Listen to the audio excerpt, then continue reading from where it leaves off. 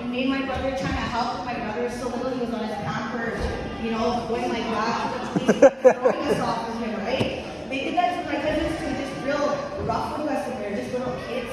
I don't think they do that to little money-ass sucker-losses like that. I don't think they do that to little white kids, right? So anyways, they arrested my dad, and I remember him crying. That cop, there was one nice cop, he come and grabbed me and my brother. He's like, oh, we're there to take your dad. We just want to ask him some questions. But they found guns and stuff like that in the house. I knew, even though I knew the difference between right and wrong, but I knew he wasn't going to come back. But I always had hope my whole life. Hope is like watching through a lot of things over the years. So looking out the window every day felt like forever before my mom came to pick me up. I think she was on a bender or something like that, because she didn't show up till about 4 or 5 in the morning, because I remember the sky was purple. And that was the day I hugged all my cousins. There was Cahill, Mary, Natasha, big bunch of us in that house, my Auntie Balda's house. It would have been Kokom's house had my Kokom never committed suicide when my dad and them were little kids and their dad was murdered. So they didn't have parents there. That's why they were 60 scoop survivors. So we always stayed at Auntie Balda's house. So anyways, I went to the reserve with my mom. All my cousins stayed in the city. And I knew that I wasn't going to see them for a long time, but me and my cousins were very trauma bonded from that situation. Big bunch of us. And yeah, they ended up getting thrown in foster care because their parents started getting incarcerated, right? And they didn't have dads either. They were in jail too, so they had nobody, my cousins. But me, I went back to the reserve, and that's probably the best thing my mother ever did for me.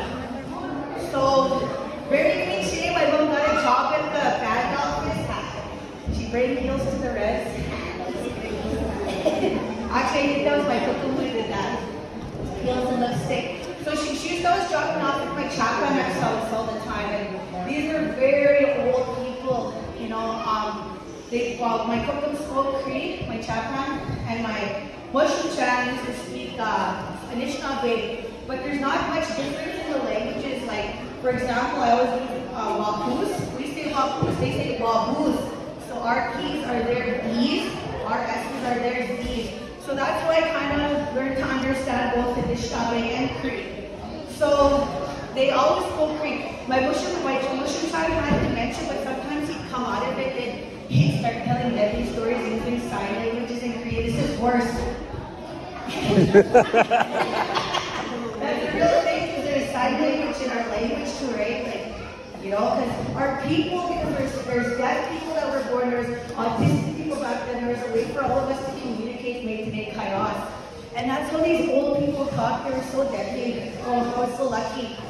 So anyways, we're always giving teachings, and women teachings, they're very strict, you know, and I used to be like, nah, Mushroom, why are you teaching me this? Why do I have to learn this? He said, because you look white, you're going to have to prove to somebody someday that you're a real Indian. And yeah, we can definitely, our people are so straightforward, because in our language, there's no way that you can lie. You can tell a story, but you can't, like, I don't want to say the word, bull, S-H-I-T. There's no way that you can do that, right? So yeah, that's the cool thing about our language. So anyways, learning this stuff, Kokom teaching me how to snare rabbits in the butt. Eating prairie chickens.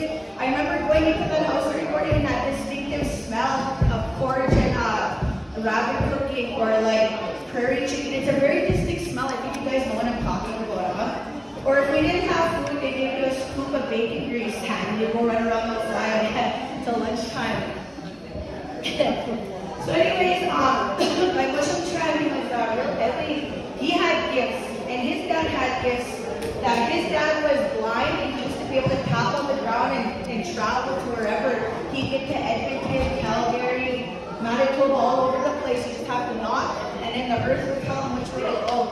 So my Mushroom Chan, he got inherited some of those gifts. So he would tell his wife, oh, so we're going to have a visitor. There was no social media.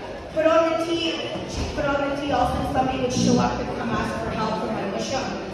So these are like the kind of things I grew up around. Even the smell was like a mixture of tobacco too, because they just smoke lots in the house too. We used to roll them.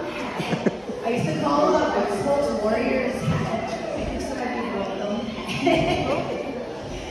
anyways, yeah, he was really, I was really lucky to be that last generation with my other cousins to hear those old true stories from Wysocki truck. Like real death, like I didn't know back then what I had, but now that I'm older, I'm like, holy cow, I was so lucky to see that, you know?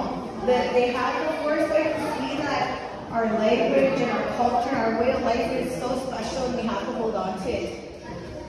So like while I was learning and this didn't make sense until I was older, my mushroom said, because like I said, we had gifts, he said, in the future, there's going to be this medicine that's going to make our people drop like flies. He said, it's going to be bad medicine, it's going to be worse than the alcohol. And he's like, and you have to learn these ways, because when you learn these ways, he said, it's the ones that go out and use and drink, those are the ones that will usually come back if they go this way. That's the beautiful thing about reconnecting and knowing about who you are. Because it's the truth. All these money aspects of us say, oh, we have Chinese people that come here, East Indian stuff, but they don't act like you guys. They get culture shock. It's because they know their language. Really. That's the difference, right? So, yeah, I had that little bit of culture. So the trauma didn't start happening until later on in my life. My dad went to jail. My mom wanted to find a new man. His name was Robbie, and he just passed away. He had issues too. He went to residential school, but I was very, very patient with my parents who died because they went through a lot. So anyways, trauma started happening for me. I'm not going to get too in depth about it. You know, there's the sexual abuse, physical abuse, all those kinds of things, and I didn't know how to deal with it. Early in my early ages, I remember I felt so stressed out that I was dealing with adult issues. I knew my cuckoo, my Chapman's daughter, she used to get these blue pills and their value. And I remember the first time I took it, it was the first time I ever felt like no stress. And I think that's how white kids feel. And our kids nowadays feel no stress. I see it getting a lot better. You know what I mean? Each generation is better. But the first time I actually felt good, and I kind of blacked out. Also, I come to I was skinning a moose.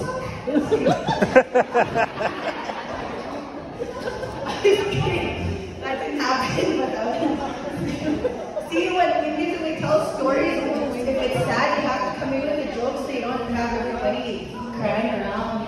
But it's good to cry. So anyways, it was the first time, and pills have always been my downfall. Since I was a little girl. Yeah, I had alcohol too, you know, I get really blacked out and not know what I was doing very young age. So I was already an addict, I believe, between the ages 7 and up, because I was already Kikuchi, grandma had alcohol and just having a sip. You guys know what I mean, right? And it was around the house. So yeah, that's what it was. And because my parents were residential school survivors, they told us they loved us in an indirect way, and that's okay. Like, I understand that now. So it was never like, I love you because you don't think I don't love you? Those are the kinds of things they said. And, you know, getting spanked and stuff like that. We don't do that to our children today. That's a learned behavior.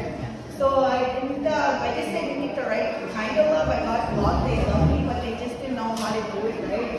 So I remember I was on the bus that day, and I seen this couple, they're about 14, 13 years old, and they're just laughing. And I was like, oh, no one loves like that. Those people are still together today and have like 10 kids. They like it when I shout them out. So anyways, we always glamorize shacking up. That was kind of a common thing for us on the reserve, right? As soon as we get our mat, we shack up, whether our brains didn't know how to comprehend love. We didn't even know how to comprehend our own freaking feelings, right? And our nervous system. So why are we trying to go shack up that when we don't even know how to do it ourselves? So all this toxic stuff starts happening, giving each other licking, saying things to each other, cheating on each other, you know? It wasn't a good time for me. It was probably the worst experience out of everything that I ever dealt with in my life, was being in an abusive relationship. It lasted about 10 years. It took me about 10 years to get away from that. It didn't start happening until I turned 18. And those cousins I told you guys about, they were all in foster care. But we'd always find ways to get a hold of each other on MSN, webcam calls. So Kaheo, Natasha, Mary, all of them. Or else once in a while I get a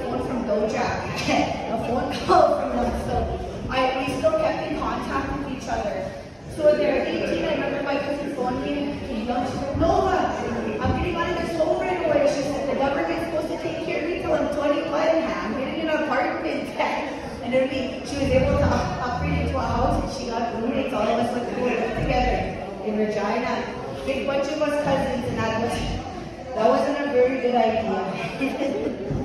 Because we were together, they just left a bad situation, and I just left a bad situation. I was on the reserve my whole life, and I was like, hey, well, what am I going to do if I go over there?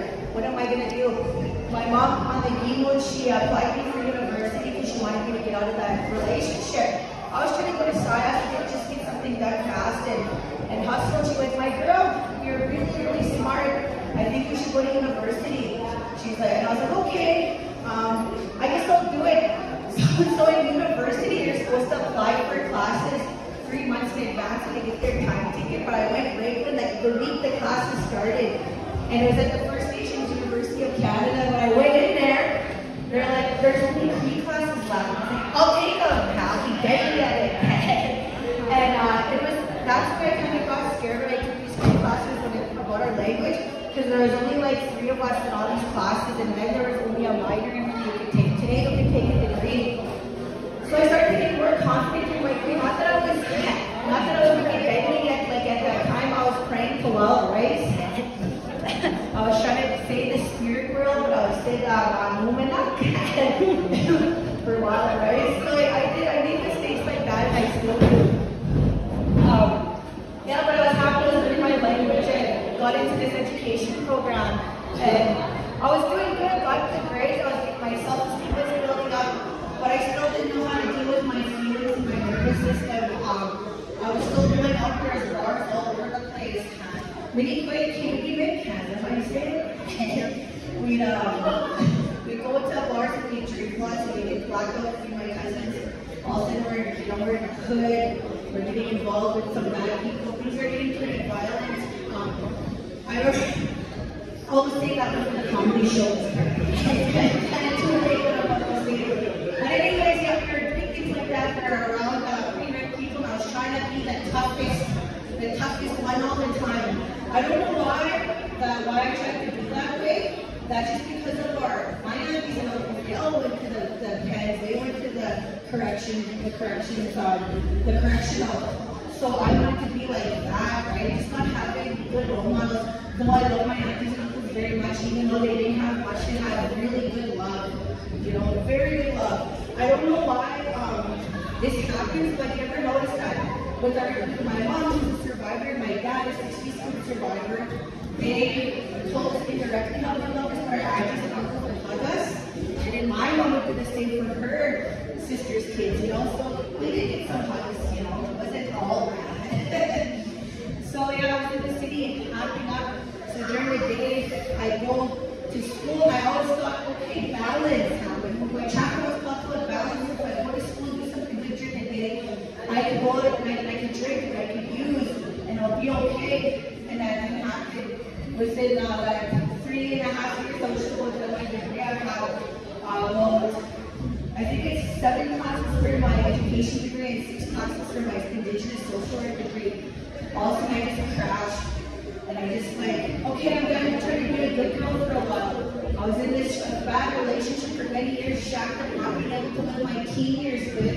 And I'm now in university, and I have no time to have fun. I'm just going to go and I'm going to be watching, I'm going to be bad.